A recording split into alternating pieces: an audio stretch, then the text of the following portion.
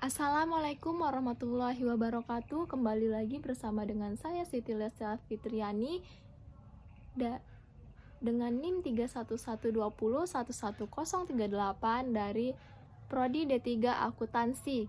Kali ini kita akan membahas tugas dari minggu ketiga akuntansi perpajakan. PT Air Transport merupakan perusahaan yang bergerak di bidang usaha jasa transportasi. Perusahaan ini didirikan sejak akhir 2010. Berikut ini informasi yang berkaitan dengan penghitungan, pemotongan, penyetoran, dan pelaporan pajak. Data perusahaan. Nama perusahaan yaitu PT Air Transport memiliki NPWP 04.129.225.542.000. Alamatnya Jalan Kaliurang, kilometer 7, nomor 50, Yogyakarta, kode pos 55281. Telepon 0274524501. Email @yahoo.com. Jenis usaha jasa transportasi dan penjualan merchandise. Data pegawai.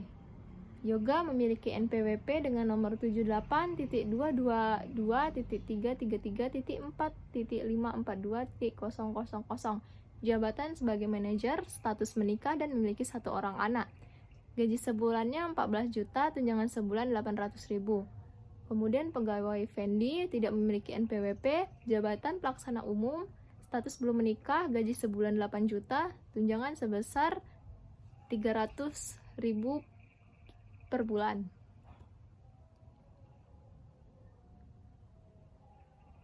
Lanjut, kita akan membuat jurnal dari data yang telah ada. Sebelumnya kita harus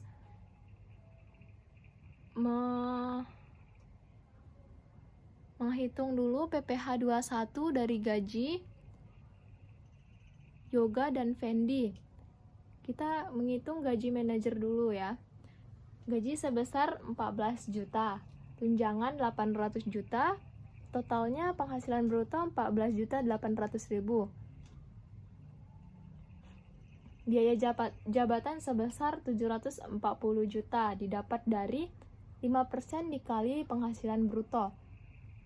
Penghasilan neto sebulan menjadi 14.060.000 didapat dari penghasilan bruto 14.800.000 dikurang biaya jabatan 740.000.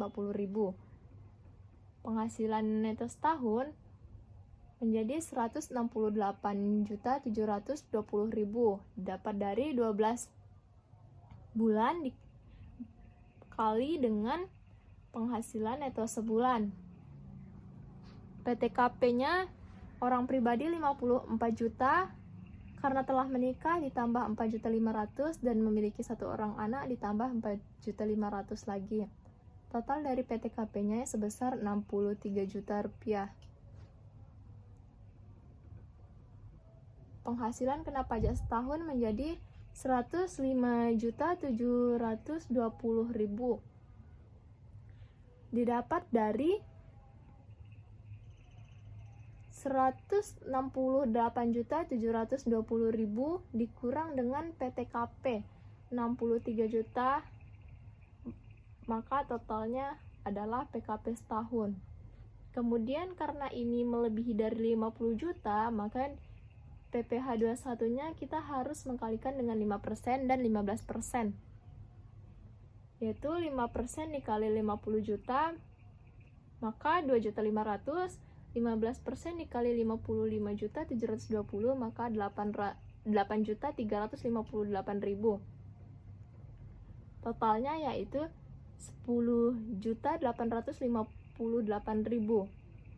PPh 21 per bulannya menjadi 904,833. Kemudian kita akan mencari dari gaji pegawai Fendi, gaji pelaksana umum. Gaji sebesar 8 juta, tunjangan 300.000, penghasilan brutonya menjadi 8.300.000. Biaya jabatan 415.000 didapat dari 5% dikali penghasilan bruto. Maka penghasilan neto sebulannya sebesar 7.885.000 didapat dari penghasilan bruto dikurang biaya jabatan.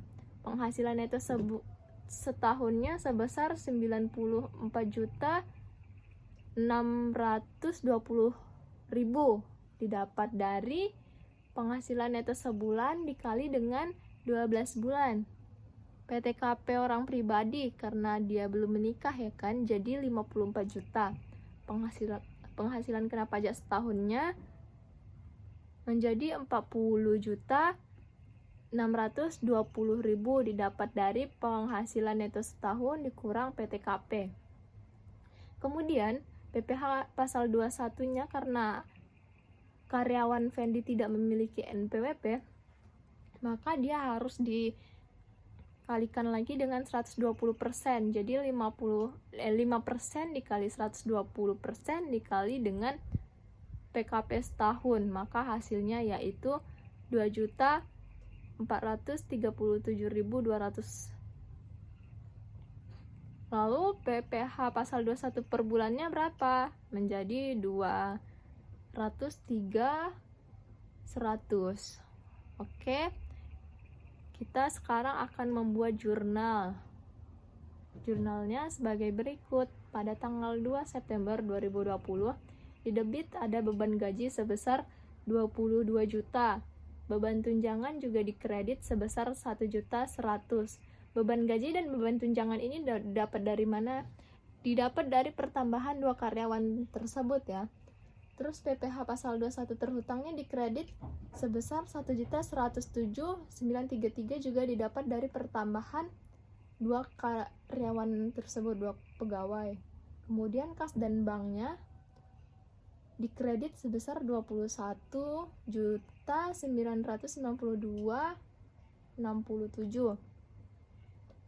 Lanjut ke data tanggal 7, kita baca dulu. Pada tanggal 7 menerima pembayaran pembelian merchandise dari Dinas Pariwisata nominal invoice sebesar 22 juta termasuk PPN. Nah, pada tanggal 7 kita menerima pembayaran nih dari pembelian merchandise sebesar 22 juta. Maka jurnalnya yaitu kas dan bank di debit 22 juta, PPh pasal 22 terhutangnya dikredit sebesar 300.000. Dari mana didapat 300.000? Dari 1,5% dikali dengan DPP 22 juta. Maka dapatlah 300.000. Kemudian penjualan sebesar 20 juta, PPN pengeluarannya yaitu 2 juta. Oke, kita lanjut ke jurnal tanggal 10. Kita baca lagi. Pada tanggal 10, membeli kertas secara tunai dari PT Kertas, produsen kertas nominal invoice sebesar 50 juta, belum termasuk PPN. Jurnalnya yaitu, karena kertas merupakan objek pajak pasal 22 ya guys. Oke, pembelian di debit sebesar 50 juta, PPN masukan sebesar 5 juta, PPh pasal 22 terhutang sebesar 50.000. Dari mana PPh pasal 22 terhutang?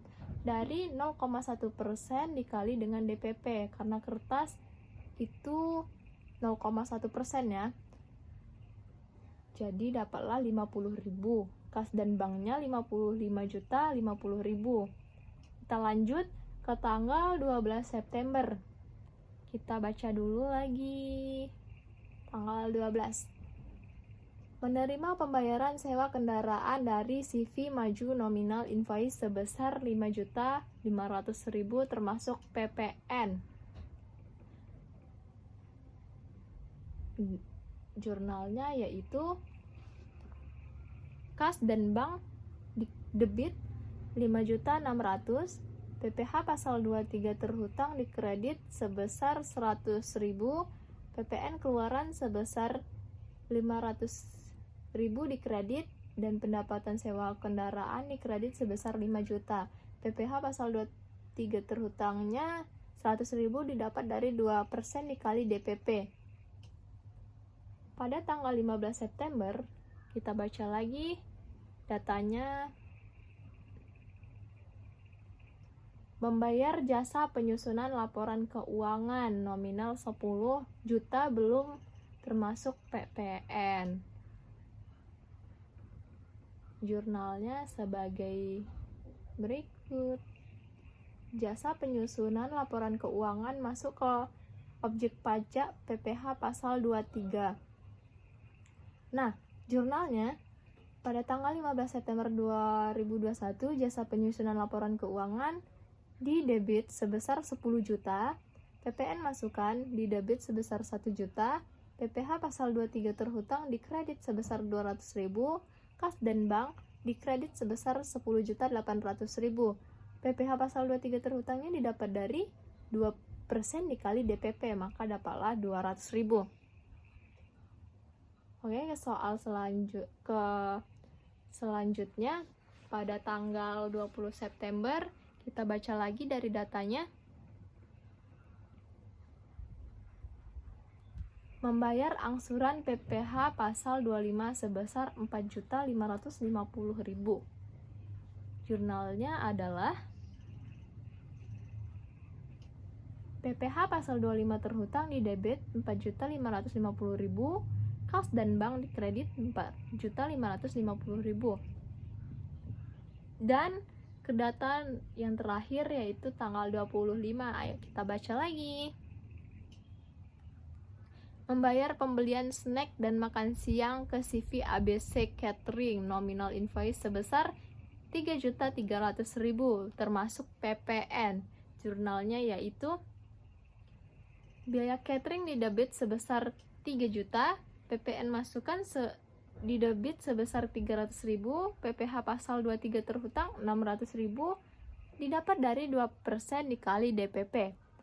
Kas dan bank sebesar 3.240.000 di kredit. Nah, sekian dari pembahasan tugas akuntansi perpajakan minggu kelima ini. Sampai jumpa, mohon maaf jika ada salah penyampaian, salah dalam perhitungan, atau salah ucapan. Mohon maaf. Sekali lagi, terima kasih dan jangan lupa nonton lagi di video selanjutnya ya.